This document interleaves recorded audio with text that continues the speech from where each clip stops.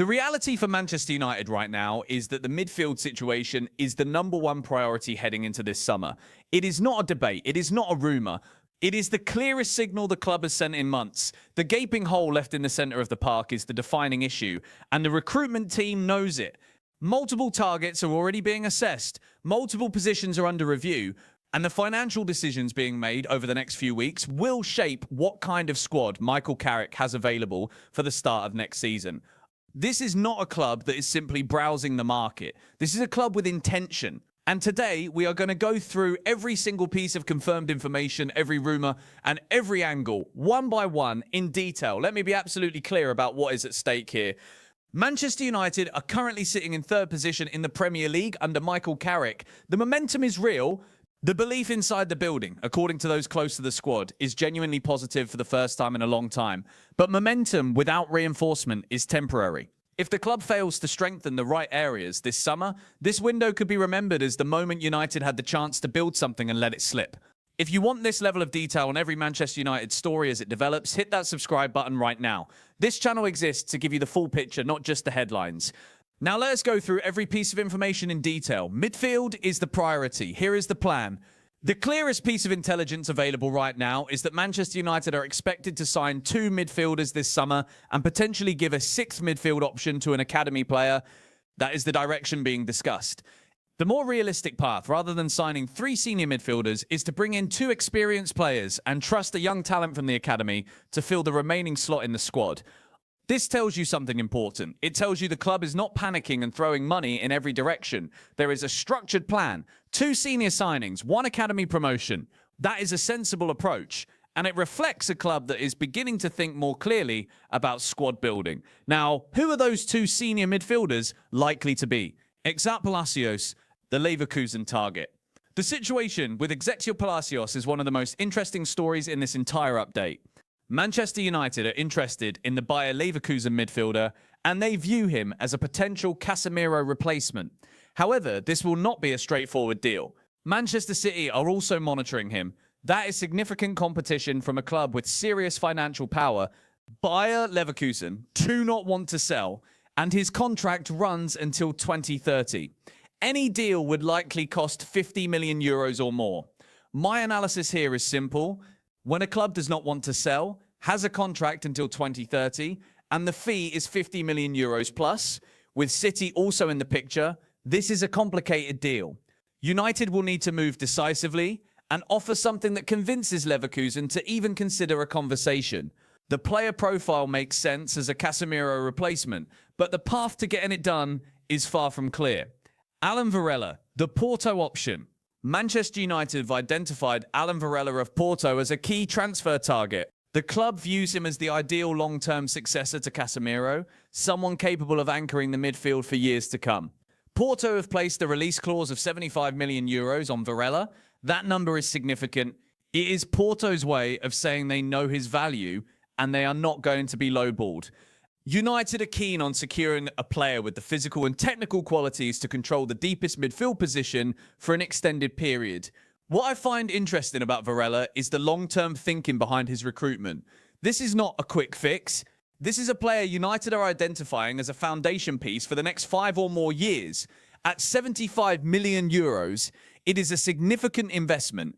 But if the club is serious about competing at the top, spending on the spine of the team is exactly where that money should go. Watch this one closely. Richard Rios, the Benfica wildcard.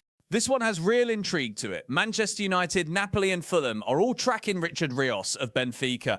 United have been monitoring him since 2024, sending scouts to watch him multiple times this season. However, Napoli view him as a priority signing, and there is a significant gap in the valuation between the interested clubs. What makes this situation particularly interesting is that his World Cup performances this summer could change everything. If Rios has a standout tournament, his price will rise considerably and the number of clubs chasing him will increase dramatically. United have done their homework early, which is smart. But early interest means nothing if they are not willing to match the final price when the time comes. This is one to monitor carefully. The situation is fluid and the Summer World Cup could completely shift the landscape for this deal. Noah Sadiki, the Sunderland complication. Manchester United have expressed interest in Noah Sadiki of Sunderland. However, this is shaping up to be a complicated negotiation. Sunderland have made it very clear they are under no pressure to sell. The club has reportedly warned United and other interested parties that Sadiki's current valuation of €30 million is nowhere near enough. A fee in the region of €50 to €60 million could be required to even get Sunderland to consider selling. This is a seller's market situation. Sunderland hold all the cards here. They are a club in a strong position with a player they do not need to let go. United will need to decide whether they are willing to pay a significant premium for this target or move on to other options. What this tells me from an analytical standpoint is that United's interest is genuine, but the negotiation will be difficult and drawn out. Sunderland will not blink first. Sandro Tonali, the Premier League wildcard. Now here is a name that will get every United fan thinking. Sandro Tonali is not planning to return to Italy this summer, despite reports suggesting otherwise. He is ready to stay in the Premier League. He is on the shortlist of top Premier League clubs, and he is keen on remaining in England at the highest level. Movements on his future are expected soon. I want to be clear. The information available does not confirm Manchester United as a destination for Tonali. What it confirms is that he is available within the Premier League market and that top clubs are interested. If United are one of those clubs, this could be one of the most significant moves of the summer. Tonali, at his best, is an elite-level midfielder. The profile fits exactly what United need. But until there is a confirmed link, this remains a wider market observation rather than a direct United story.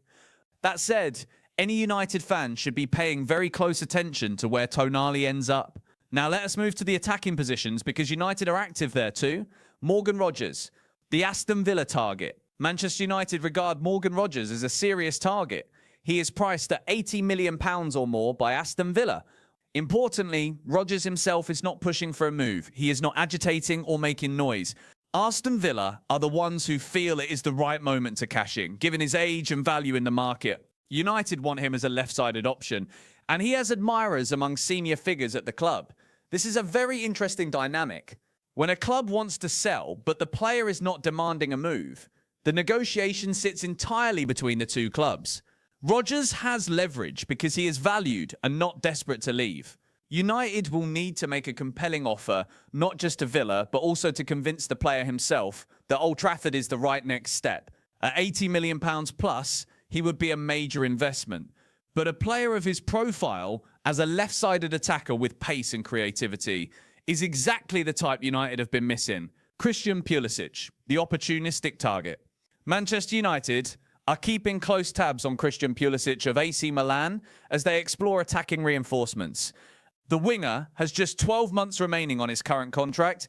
There have been no fresh contract talks between Pulisic and Milan since last year. No formal offer from United has been made at this stage. However, United are prioritising attacking reinforcements, and Pulisic fits the profile they are targeting. This is described as a situation that could gather serious momentum in the months ahead. What I find compelling about this potential move is the contract situation. With 12 months left on his deal, Pulisic's price could fall significantly compared to what Milan paid for him. United could potentially acquire a proven Premier League quality winger at a significantly reduced cost. That is smart market thinking if the club pursues it correctly. This one is worth watching as the season draws to a close and contract situations crystallise. Marcus Rashford, the ongoing soap opera. The situation around Marcus Rashford remains largely unchanged. Barcelona are continuing to assess alternative options while Manchester United hold firm on their financial demands. Barcelona's preference is to pay more in the transfer fee while reducing the player's salary burden in the deal. This tells me the two clubs are not aligned yet on the financial structure of a potential deal. United want a certain figure. Barcelona want to structure the deal differently to protect their wage bill. Until one side moves, this negotiation stays frozen. Meanwhile, there is a completely separate voice in this story. A prominent football figure has publicly encouraged Bayern Munich to hijack Barcelona's move for Rashford. The argument made is that Rashford is a brilliant player available for around 25 to 30 million euros and represents outstanding value. His technique, powerful strike and pace are highlighted. He is also described as versatile across the front line. The reality of Rashford's situation is that his future is genuinely uncertain.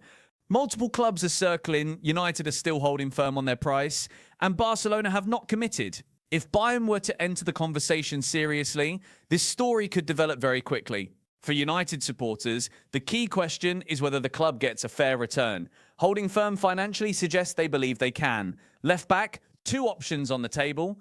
United are looking at two left-back options, and the contrast between them is fascinating. First, Manchester United are exploring a move for Alejandro Balde, the 22-year-old Barcelona left-back. The information is that Barcelona could be forced into a big sale in the coming weeks due to their financial situation. Balde is highly rated at the club, but persistent injury issues leave the door open for a departure if the right offer arrives. Second, United are considering El Hadji Malik Diouf, the West Ham left-back. He caught the club's attention as competition for Luke Shaw. He moved to West Ham for £90 million last summer and has become a key player there. However, the main priority remains midfield, and a left-back signing would only happen if the budget allows. My analytical take here is that these two targets represent very different financial and profile choices. Balde is elite-level talent at a bigger price from a club in financial pressure. Diouf is a younger developing option at a fraction of the cost. United's budget will ultimately decide which direction they go. But the fact that both are being considered tells you the left-back position is on the agenda, even if it is not the primary focus. Right back, the low-cost option. Manchester United are monitoring Vinicius Tobias of Shakhtar Donetsk. The Brazilian right-back is seen as competition or a potential replacement for Diogo Dalot. He is valued at around €6 million. That is an extraordinarily low figure compared to the other targets being discussed this summer. This is textbook squad depth planning. Rather than spending heavily on a backup right back, United are identifying a low-cost option who can provide competition and cover without breaking the financial plan for more important positions. €6 million for a fullback with the potential to develop is smart business if the player has the quality. Centre-back, Castello Lukeba. Manchester United are among the clubs showing strong interest in Castello Lukeba, the 23-year-old centre-back at RB Leipzig. He is emerging as a key defensive target ahead of the summer window. His release clause stands at €80 million, but Leipzig are reportedly willing to consider offers in the region of €65 to €70 million. The French defender is said to be keen on a move to the Premier League and would be open to making the switch. This is a significant name. A 23-year-old centre-back with the physicality and reading of the game that Lukeba possesses does not come to the market very often. The fact that Leipzig might accept €65 to €70 million below his release clause gives United a realistic pathway. And critically, the player himself is keen on the Premier League. When a player actively wants the move, half the work is already done. Mason Greenwood, the chapter is closed. The situation with Mason Greenwood is completely clear. Manchester United tried to reintegrate him in the summer of 2023, but the backlash was severe and those plans were shelved. The club cannot and will not attempt to do so again, regardless of his ability on the pitch. There is a possibility United could benefit from a sell-on clause if Greenwood moves on from Marseille, but it is difficult to see any Premier League club signing him. The biggest fees would therefore not come from the English market. From an analytical perspective, this is a chapter that is effectively closed for Manchester United. The player has rebuilt his career in France with Marseille. A financial benefit through a sell-on clause is the most realistic remaining connection between Greenwood and his former club. The emotional and reputational complexity of any other outcome makes it essentially impossible. Now let us step back and look at the bigger picture. Because two important voices have spoken this week, and they deserve serious analysis. Harry Maguire. Why this time is different.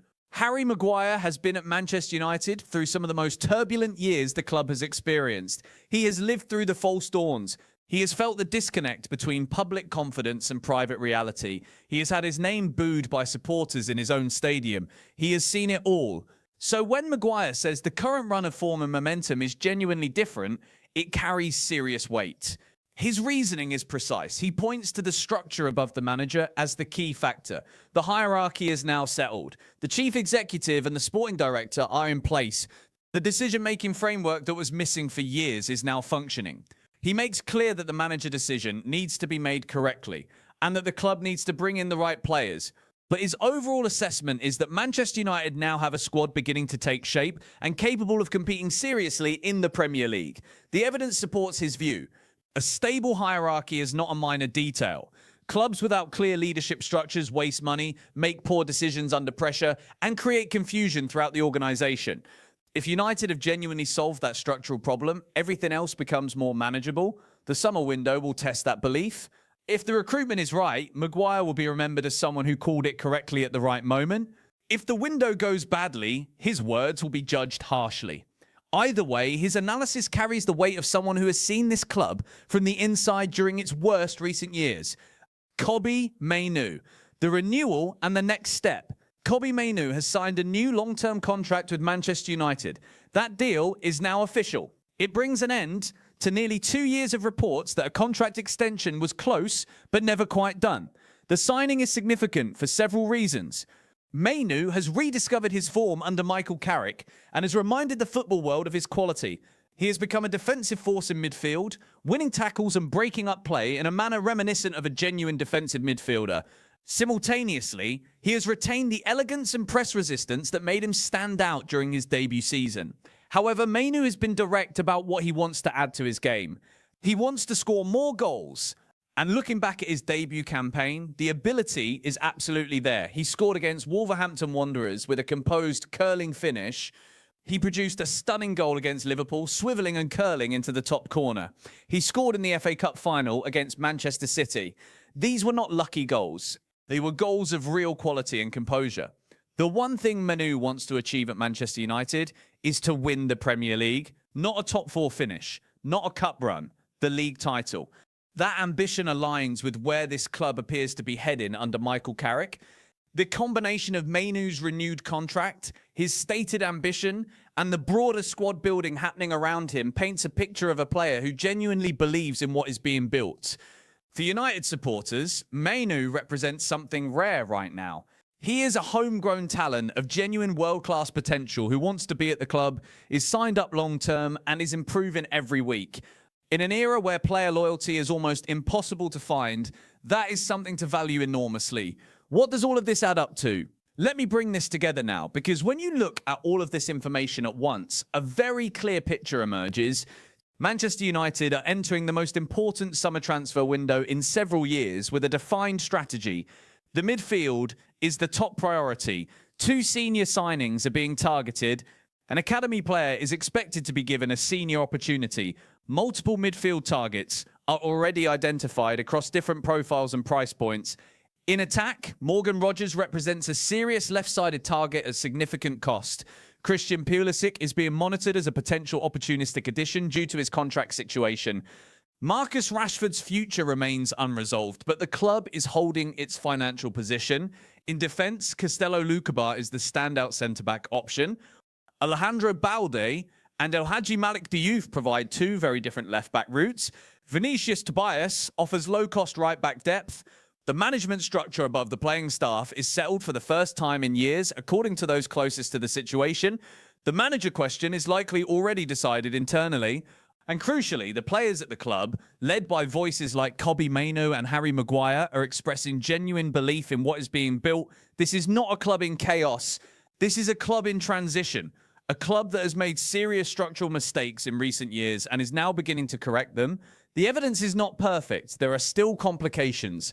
There are still expensive targets who may not arrive. There are still negotiations that could collapse. But the direction of travel is clear. Manchester United are building towards something real. Whether this summer delivers on that promise will be the most important question in English football over the next 3 months. I am Adam from Adam United Analyst. If this level of analysis is what you are looking for, subscribe to this channel and turn on notifications so you never miss a video. Share this with any United supporter who wants the full picture, not just the surface level headlines. Drop your thoughts in the comments below. Which signing do you want to see United prioritise this summer? Let me know. I will see you in the next one.